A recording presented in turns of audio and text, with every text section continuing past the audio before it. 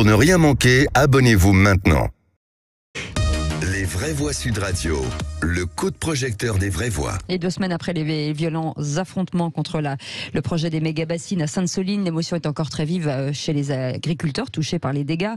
Écoutez, on n'a pas le son, je vais le dire, c'est pas grave. Personne s'est posé la question de savoir comment nous, on le vivait sur notre territoire, de voir nos outils de production saccagés, d'avoir des destructions volontaires de nos matériels.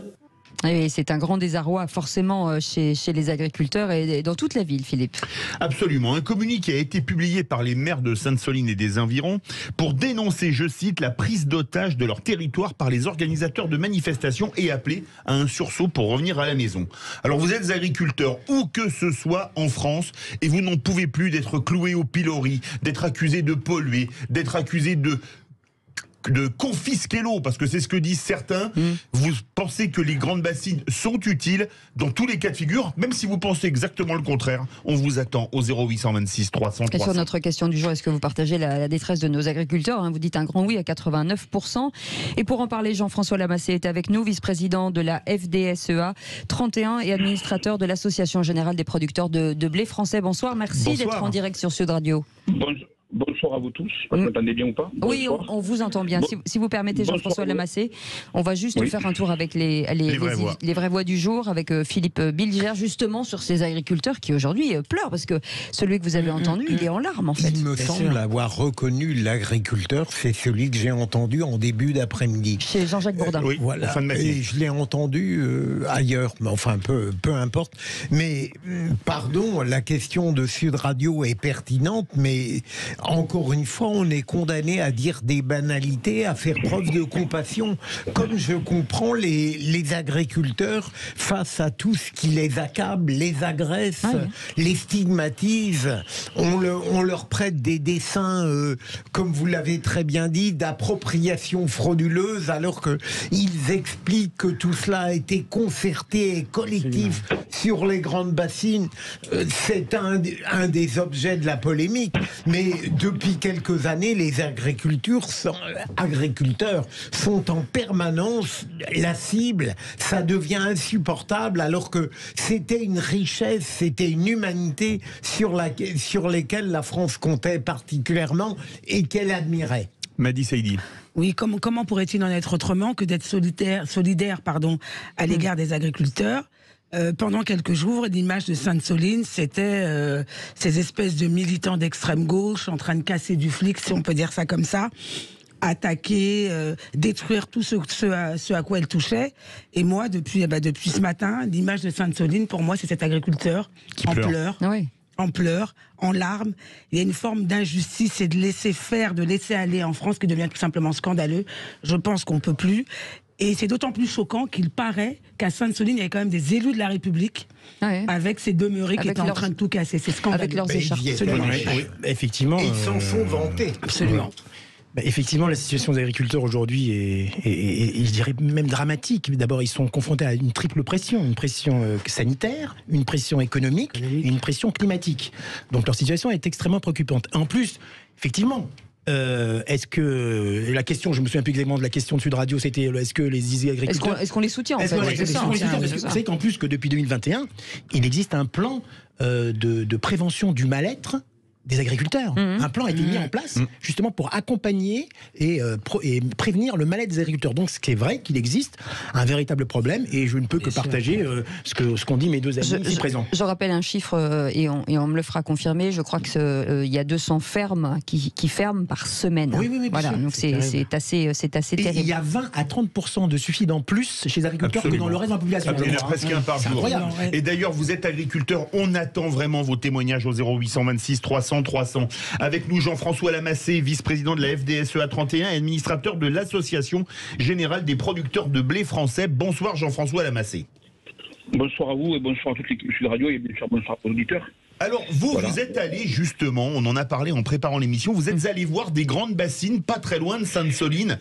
Est-ce que c'est le crime contre la nature qu'on a l'air de nous vendre du côté des militants écologistes et d'extrême gauche?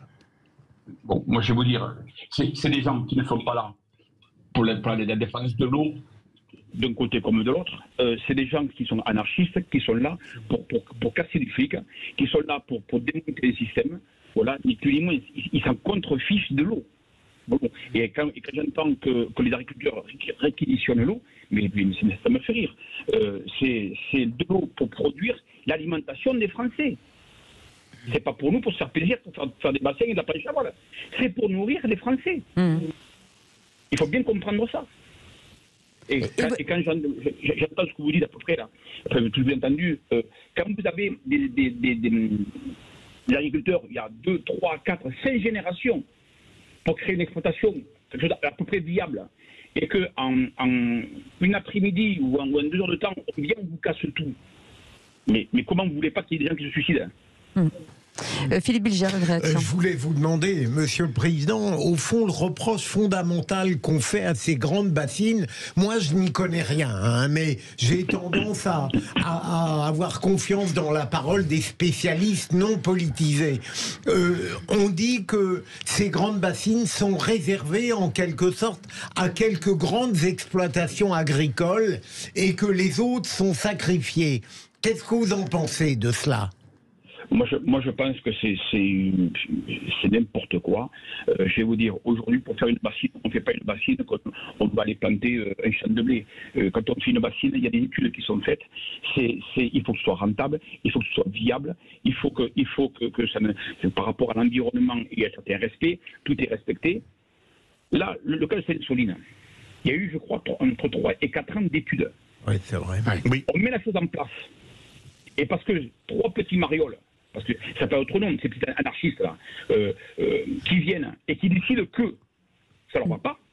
Non mais le problème, c'est qu'on a un État qui n'est pas assez dur avec ces gens-là. Moi, je vais vous dire, l'an dernier, on a eu déjà un problème comme ça.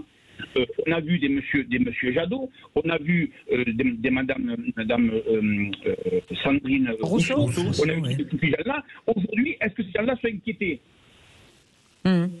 Restez avec nous, hein, 0826 300 300 avec Virginie qui nous appelle du Val-de-Marne. Bonsoir Virginie. Bonsoir Virginie. Oui, rebonsoir. Oui, alors moi je suis tout à fait d'accord avec ce que vient de dire Philippe Bilger. Pour moi, ce sont pardon, excusez-moi, ces bassines, elles sont quand même remplies en pompant les nappes et les rivières. Hein, c'est fait exprès pour l'agro-industriel. Vous prenez un petit paysan, il ne va pas aller chercher son eau dans des grandes bassines comme ça. Et je ne suis pas d'extrême gauche, hein, je tiens à le dire. Pas du tout d'extrême gauche, mais vraiment très loin. Donc, moi, alors effectivement, ces pauvres gros agriculteurs, malheureusement, ont des problèmes comme plein d'autres personnes quand il y a des manifestations, etc. Oui. Il y a des assurances pour ça, ils portent plainte. Enfin voilà, les assurances sont faites pour ça. Mais voilà, moi personnellement, je ne suis pas absolument pas pour Sébastien. Mais Virginie, vous condamnez les violences. Ah, bien sûr, mais qui ne les condamne pas? Attendez, il y en a qui les condamnent pas. Qui les encouragent. Il y a des violences de tous côtés. Vous regardez côté policier, excusez-moi, vous regardez côté policier, il y en a. De l'autre côté, il y en a. Il y en a. Mais vous croyez quoi? Vous croyez que les gens vont, on va faire ça en chantant, en tapant dans les mains, etc. S'ils veulent quelque chose. Hein. Vous voyez la réponse de notre cher président, monsieur Macron. Virginie, restez avec nous. Merci de votre témoignage. Oui. Restez avec nous. Jean-François Lamassé. Vous avez entendu le témoignage de Virginie? Oui, j'ai entendu le témoignage. Mais cette dame est à côté de la plaque. Parce que ce qu'elle ne sait pas, c'est que quand il y a du vandalisme, il n'y a pas d'assurance. Voilà. Donc c'est une première chose. Oui. Deuxièmement, quand il y a un projet de bassine, il y a plusieurs agriculteurs. On a mis un côté, très capitalisé, les gros agriculteurs qui en profitent, les autres qui n'en profitent pas, c'est pas vrai du tout. Aujourd'hui, il y a un projet où, parce que ça a un coût aussi, parce que quand vous arrosez, après vous payez l'eau aussi, donc il ne faut pas croire qu'il se fait tout n'importe comment. Oui. Voilà. Donc les gens qui sont intéressés peuvent y rentrer. Ce n'est pas la priorité que de gros agriculteurs. Oui, vous restez avec nous, hein, Jean-François Lamassé. Énormément d'appels au standard 0826 300 300. Eric qui nous appelle de Lozère. Bonsoir Eric. Bonsoir Eric. Bonsoir. Bonsoir. Moi, je voulais juste dire une chose par rapport aux agriculteurs, quand même, il faut les défendre parce qu'on en a besoin tous les jours. Et en région PACA, à une époque, on en perdait 900 par an de suicides. Non. C'est énorme et ça interpelle personne. 900 par an, mais pas de suicide uniquement en PACA. Il y a un suicide d'agriculteurs par jour et c'est déjà énorme pour toute la France. Oui, mais on parle d'une certaine époque. Je n'ai pas les dates en tête, mais simplement ça. Et les contraintes administratives, juridiques qu'on nous impose au quotidien, ça le sont énormes. Sans parler des certificats, on nous impose maintenant actuellement d'avoir 2 conseils sur l'exploitation pour nous contrôler. Tout ça à charge de l'exploitant. Mais c'est abominable, abominable. Il se passe quelque chose de dramatique dans ce pays au niveau des agriculteurs. Et je pense qu'il faudrait que les Français en prennent réellement conscience. Parce que on favorise qui? Les États-Unis, la Chine et l'Inde. Je mettrais le Brésil et l'Argentine aussi, mais c'est que mon point de vue. Parce qu'ils nous vendent aussi beaucoup de produits alimentaires. Jean-François Lamassé. Oui. Vous êtes toujours avec nous quand vous entendez oui. ce type de témoignage. Alors déjà, ça fait chaud au cœur, j'imagine. Mais bien sûr, parce que c'est quelqu'un qui connaît un peu l'agriculture et qui sait ce que c'est. C'est tous les jours des problèmes. C'est pas administratif, c'est des problèmes sur le terrain. Ça devient un métier. Moi, je vous dire sincèrement, je suis la 7e génération de céréaliers. La 7e. Vous comprenez? Mon père, mon grand-père, mon arrière-grand-père, on a ça dans le sang. Est-ce que vous avez eu envie à un moment donné, Jean-François Lamassé, de jeter l'éponge, quoi, de dire maintenant ça suffit? Moi, il y a des fois, et dans mon cas on est plusieurs, parce qu'on subit la politique de Madame Van der Meyer, qui favorise les États-Unis, qui favorise c'est une nouvelle PAC là, qui favorise les États-Unis, qui favorise tout le monde sauf l'Europe. On en est là, hein. On en est là, ni plus ni moins, parce que je veux dire, on n'est pas couillons, on y voit clair, voilà. Et tous les jours, moi il y a des fois je me dis, je vais arrêter, je vais tout mettre en herbe, je toucherai ma prime, je toucherai ce que je toucherai, je vais plus produire. Alors c'est sûr que le commerce dans le coin, en zone rurale, les coopératives, tout ce que vous voulez, tout va mourir. Hein. Il va y avoir tout pour le carreau. Et partir de ce pays. Ouais. Virginie qui est toujours avec nous. Des fois on se pose la question, est-ce qu'il ne faut pas faire comme les Anglais, sortir de l'Europe? Oui. Virginie, vous êtes toujours avec nous? Oui, tout à fait. Virginie, quand vous entendez ça, forcément, c'est un cri du cœur. Hein. On peut comprendre qu'ils en aient un peu assez quand même. Et quand on pense que, comme le disait, 7 générations pour Jean-François Lamassé, la France, elle a nourri sa population et l'Europe depuis des années, et aujourd'hui, on n'est même plus autosuffisant alimentairement. C'est complètement fou. On a un déficit commercial sur les produits agroalimentaires si on ne met pas les alcools. Virginie, vous êtes avec nous? Oui, je vous écoute.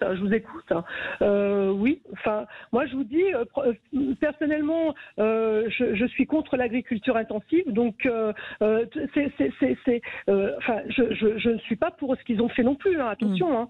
Je ne suis pas pour ce qu'on... voilà, pas du tout même. Voilà, des deux côtés. Je dis bien des deux côtés, hein, parce mais je suis vraiment pas pour l'agriculture intensive. En plus, c'est pourquoi? Attendez, vous vous rendez compte que ça? Je me suis quand même documenté un petit peu. Ça remplit 300 piscines olympiques jusqu'à. Ça peut contenir jusqu'à l'équivalent de 300 piscines olympiques. Et ils vont chercher ça dans les nappes. Oui. Non mais attendez. René, Virginie. Je voulais poser une question à Monsieur le Président.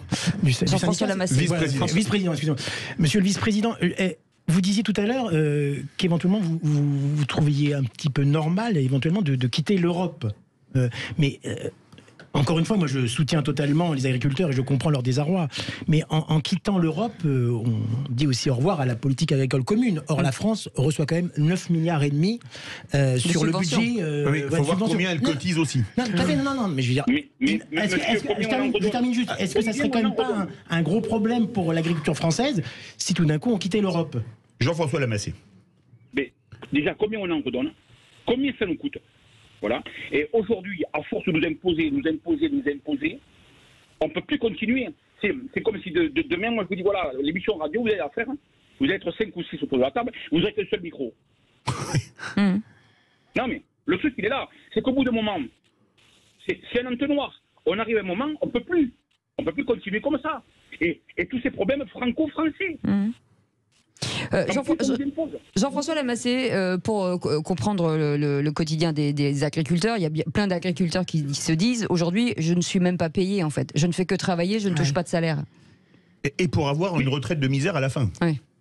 Mais je vais vous dire, le point fort que je pense que tous les politiques ont compris, c'est que l'agriculture, c'est une histoire de passion. Voilà. Vous avez ça dans le sang, vous l'avez pas. C'est un peu comme ces accidents de la route, en moto, qui un jour ou l'autre, bon, eh bien, ils remontent sur une moto, c'est un besoin. Voilà. Mais quelque part, nous, on est drogué à l'agriculture. C'est une passion qu'on a, voilà, c'est viscéral.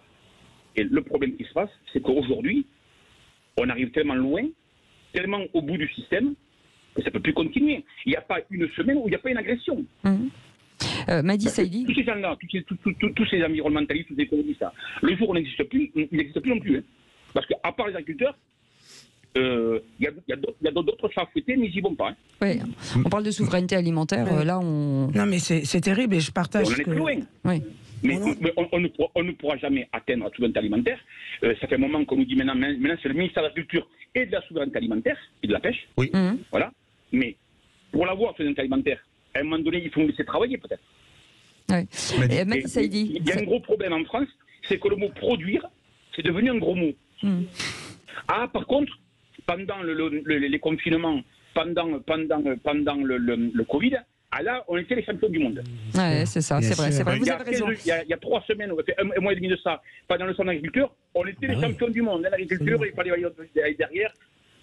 Le problème, c'est qu'on ne se rend pas compte que l'agriculture, c'est une économie à part entière. Voilà. Et que la France la délaisse de plus en plus.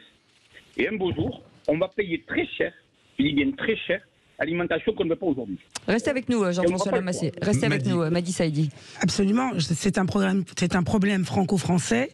Et c'est d'autant plus grave que je trouve que c'est un problème qui date. Depuis des années, on a toujours le même problème avec la question de l'agriculture. Alors évidemment, l'Europe nous aide pas. Alors évidemment, la PAC, ça a peut-être son intérêt, mais combien ça nous coûte? C'est beaucoup trop contraignant pour nous. Et là où c'est d'autant plus grave, c'est que je trouve que d'année en année, on régresse. Et peut-être qu'un jour, on se retrouvera dans une situation que connaissent les pays du Sud, où on n'est pas capable d'assurer cette fameuse autosuffisance alimentaire. C'est terrible. Parce qu'il y a un temps, la France était dans les 5 premières puissances mondiales. Et aujourd'hui, on va se retrouver avec l'agriculture, peut-être, comme on a en Afrique. Et ça, c'est tout simplement scandaleux. Merci beaucoup, en tout cas, Jean-François Lamassé, de votre témoignage, vice-président. Est-ce que je peux ajouter quelque chose de vite fait? Allez-y. Très court, oui. Bon, il y a un gros souci. C'est qu'on se met des normes sur nos normes. C'est-à-dire qu'on a déjà les normes européennes, et on rajoute encore des normes. Quand vous voyez qu'on est en train de fermer les usines de sucre en France, oui. Le sucre en quelques jours a augmenté comme jamais on l'a vu. Bon, que c'est une ONG belge qui a saisi la Cour européenne et qui fait fermer les usines en France. Mais vous vous rendez compte du délire? C'est vrai. C'est un sujet qu'on pourra évoquer, bien entendu. Merci 1000 fois, Jean-François Lamassé, d'avoir été avec nous, vice-président de la FDSEA 31 et administrateur de l'Association Générale des Producteurs de Blé Français. Merci aux auditeurs Eric, Virginie. Il y en a eu plein. Il y en a pas mal, en tout cas, qui ont essayé de passer à l'antenne. Pardon, hein, on n'a pas pu passer tout le monde. Vous restez avec nous. 0826 300 300, ça continue. Si vous, bien sûr, vous voulez réagir, on vous attend jusqu'à 19h. À tout de suite.